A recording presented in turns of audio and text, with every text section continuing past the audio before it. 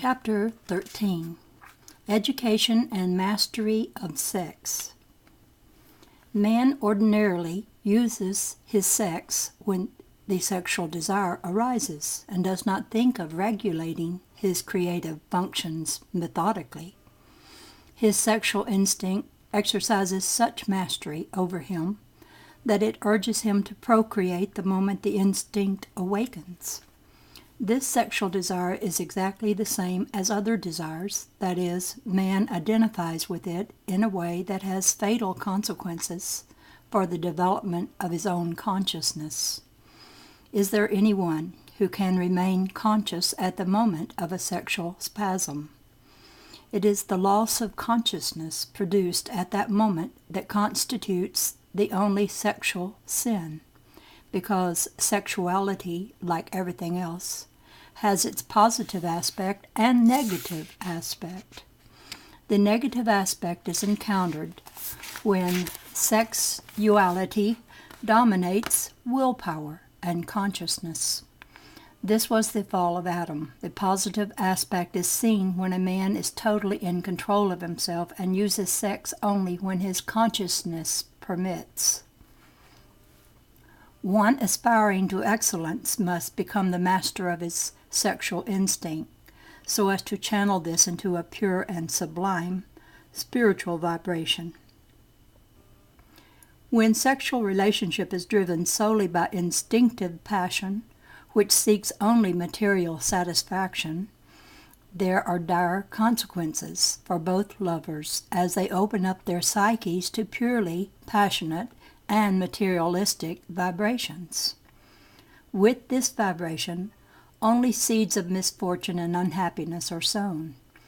Any sexual relationship which does not consist of intimate communion, of a deep and true love, along with great attraction and spiritual harmony, is futile and improper. Not only should there be a union of bodies, but also a union of souls and even spirits. Sex is the most important factor of good or bad luck in man, because for him woman represents nature, which provides all good things in life. A passionate, hysterical, greedy, and jealous woman brings bad luck to a man, because she transmits her discordant vibrations, and he finds in life something similar to what she has transmitted.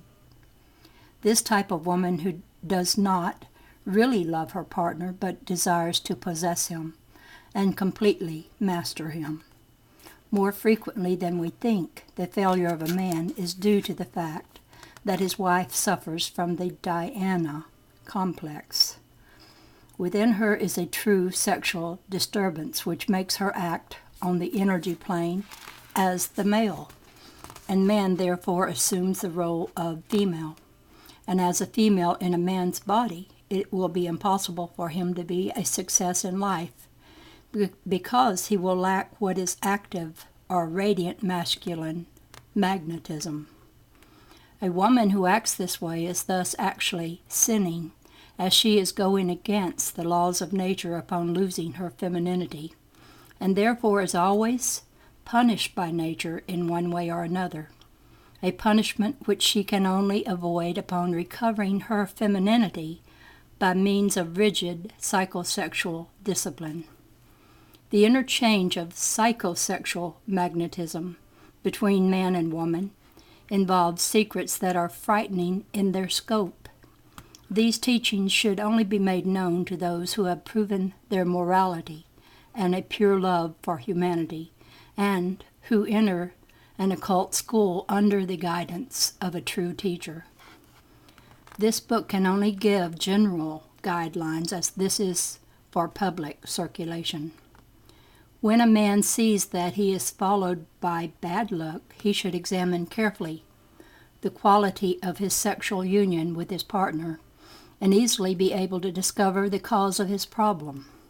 The same applies to woman.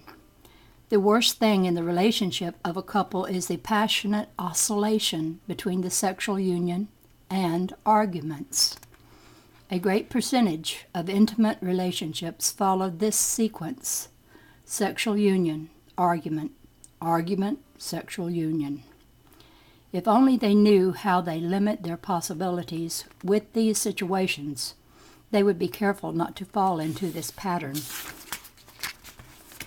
Each conjugal argument is a germ of ruin, scarcity, misfortune, and bad luck, which fatally materializes when the germ reaches fruition. There are women who unconsciously trample on men, smothering them until they are converted into a being without personality, conquered beings who only obey all that such women impose. This type of woman has a dominant personality and subconsciously wishes to possess even the thoughts of her partner, and thus absorb all his etheric viral magnetism. All timid men are this way because their mothers were very dominating, or because their wives were tyrants. A woman who gives herself totally to a man, spiritually and physically, brings him good luck and makes it possible for him to succeed. This woman wishes to give rather than receive. She bows entirely to her partner, fights for him, is always by his side in difficult moments. She has the necessary intelligence to persuade him rather than master him. Diane wishes to have man on his knees at her feet. The other type of woman wishes to see him as a superior being, stretching out his hand to support her in all ways. With man, exactly the same occurs, for there are two types: one who only wishes to have a slave, and one who desires a true wife, conscious of her true role within the home. Therefore, one who wants to excel and succeed must regulate his sexual activity according to a preconceived plan, a mutual agreement with his wife. Times when one must abstain from sexual activity: when emotionally disturbed, and especially after a fight, after imbibing too much alcohol, when a woman has her menstrual period or immediately afterwards, when there is no emotional or spiritual attraction, after visiting a sick person, when either is ill, when a woman is pregnant. There must be complete tranquility and harmony during sexual union, and the act itself must be surrounded with as much purity and delicacy as possible, carefully abstaining from embellishments which lead to impotency and frigidity. Throughout the entire sexual act, the partners should have complete mastery over themselves without reverting to sensuality. Chapter 14. Education and Mastery of the Heart. Nothing is more important in life to man than his feelings and state of mind, as these are the basic vibrations which point out his daily road. According to his state of mind, so is the quality of his magnetic vibrations during the day. Unfortunately, our feelings are conditioned to a great extent by the good or evil suggestions we constantly receive, taken together with the vibrations which then combine to give birth to a psychic state. Feelings are very strong vibrations, which may be destructive or constructive. Sadness, melancholy, hate, and jealousy are terrible, destructive vibrations, which may poison the blood until destruction ensues. It is well known how psychic states influence one's facial expression, for example, to the point of completely disfiguring the countenance under the influence of a negative psychic state. If women only knew that each feeling of sorrow, sadness, and depression leaves its mark on their faces, they would carefully avoid such depressive states. When we meet a person whose habitual psychic state is sadness, their vibration is transferred to us, and without knowing why, we feel depressed. Those who are always in a state of happiness and love distribute positive vibrations of joy, well-being, and tranquility. Habitually, human beings are enslaved by their feelings, and these impose determined vibratory states to which they must adapt. This state of living enslaved to feelings provokes noticeable deformation of perception, when there is a distortion of the dominant emotional tone. It is possible to perceive objectively only when the psychic source has been educated. Due to the great influence of feelings over reason and judgment, it is practically impossible for an individual to judge and evaluate correctly. If we add to this influence of personality, we can see that it is impossible for man in this everyday state to see the truth. Because of this, man makes many mistakes, and it is difficult for him to channel his life as he desires. There are people who lead unfortunate lives because their psychic state constantly oscillates from positive to negative. These unfortunate beings live a tortured existence, as they can never understand themselves, for when they have penetrated one psychic state, they have already oscillated in the opposite direction, resembling a dog who tries to bite his tail. Another of the most terrible psychic ailments is hypersensitivity. Those who suffer from this feel hurt and offended by everything. They think everybody sets out to annoy them, that the entire world is conspiring against them. You cannot joke with them because they simply do not understand, and they firmly believe that you are laughing at them. Generally, behind this attitude there is deep egoism. This being lives within himself and believes he is the center of the world, and as such everyone must bow down to him, consider him, respect and understand him. When he realizes people do not serve him or consider him as he wishes, he suffers deeply and feels extremely downtrodden, claiming that nobody understands me and that he is alone in the world. He always expects everyone to come to him. In marriage, these beings are extremely unhappy, as they expect their partners to relinquish their own life and personality and live dependent on theirs. What is responsible for this state? Possibly a divided home where there was no love from parents, and now, having reached adult age, there is exaggerated need for love, care, and attention. There are many deformations of personality due to unbridled feelings, but all can be corrected by willpower, directed by conscience. The heart must be used as an organ which is conscious and intelligent in order to receive only the highest feelings. In order to attain psychic calmness, extremes must be avoided. Unbridled gaiety and exaggerated sorrow. An attitude of calm, peace, and tranquility should reign as the dominant feeling. Self-possession, courage, and Singfreud, that's another language, should be cultivated until the heart is strengthened so that nothing can injure or disturb it. Only consciously should the heart suffer love or gaiety. Only consciously should you be in such gaiety or feelings of love. I'm going to interject here. There are a lot of people that have this because they don't understand one of the universal laws, which is the law of polarity. And if they get too happy, they're going to swing in the opposite direction eventually. And to the extent that they were too happy, they will then become too sad. So you have to monitor your positives as well as your negatives.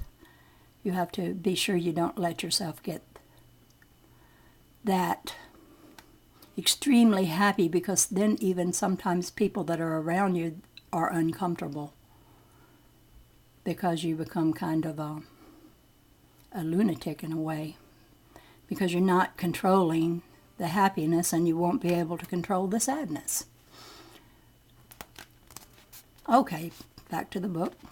In order to accomplish this, one should frequently meditate, concentrating one's thoughts on the heart and thinking that there reigns total and complete serenity.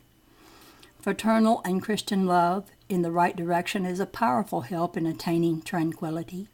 If one's thoughts are constantly directed with love toward others, unexpected good is done, for receiving this vibration causes a similar feeling to awaken in others. Love one another should be practiced in every sense of the word, without distinction of class, creed, or color. Chapter 15. Education and Mastery of the Imagination. Generally, imagination completely dominates man, driving him to accomplish everything he sees within this faculty. The imagination is equally influenced by constant suggestions received from the outside. Imagination is a kind of mirror which reproduces an image based on the information received by the senses. The orders given by the brain to be executed as concrete actions depend upon this image. The clarity of the mental image which reflects the imagination determines the capacity of the individual to judge correctly or incorrectly the information received by the senses. When a mental image is dim, there will be confusion and distortion due to the fact that the information received is not clear. The lack of clarity in imagination is generally due to the limitation of the senses, which only perceive a narrow range of phenomena. The most important fact to be realized about the imagination is that it is creative, and an image that is repeated becomes established as a physical, concrete, and tangible reality. For this reason, people become victims of their own wandering imagination because they imagine 1,000 different things during the day, completely dispersing their mental power, which becomes incapable of accomplishing anything concrete. How many people constantly bemoan their bad luck and bitterly complain of 1,000 different ailments, which only exist in the mind, thus bringing about through imagination a certain possibility of turning into reality the very situations they have imagined. In the long run, it happens that many unpleasant things face these people, and that the strangest and incredible misfortune follows them. It is then that they say, "What have I done that God should punish me in this way?" In their blindness, they do not realize that they themselves have created the mischances they suffer. God punishes no one, as all is love and all is kindness. It is man who, ignorant of the laws of nature, places obstacles in his own path. From the point of view of the struggle for existence and good fortune, it is interesting to observe that individuals with an impetuous and fertile imagination often live their entire lives without ever reaching their desired goal.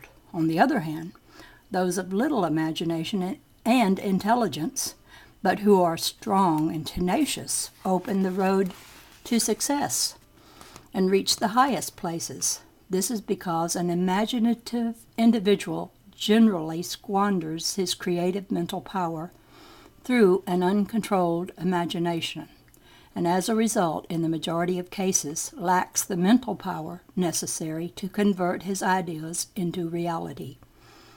It is most necessary to master imagination completely, and for this, mental concentration, order, calmness, and patience are required. The bad habit of letting one's thoughts wander should be completely eliminated, and the habit established of thinking only about what one is doing at the given moment. Let me repeat that. And the habit established of thinking only about what one is doing at the given moment. The most important exercise for controlling imagination is the following. Let the mind remain blank for 5 to 10 minutes. Sit or lie on a bed and breathe deeply, relaxing all the muscles in the body. Once relaxation is achieved, try to hold back all mental activity until the imagination is totally blank.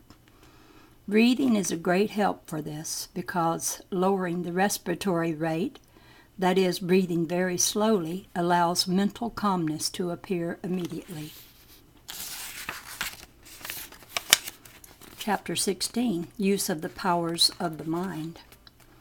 Everything is mind. The universe is mental. It is the master key which allows us to understand all of nature's secrets and penetrate into the very heart of the universal great Father-Mother, that is God.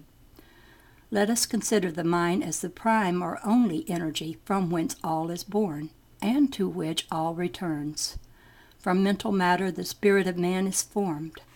Minerals are constituted from mind. From mind emerge vegetables, planets, galaxies, and all that exists in the universe.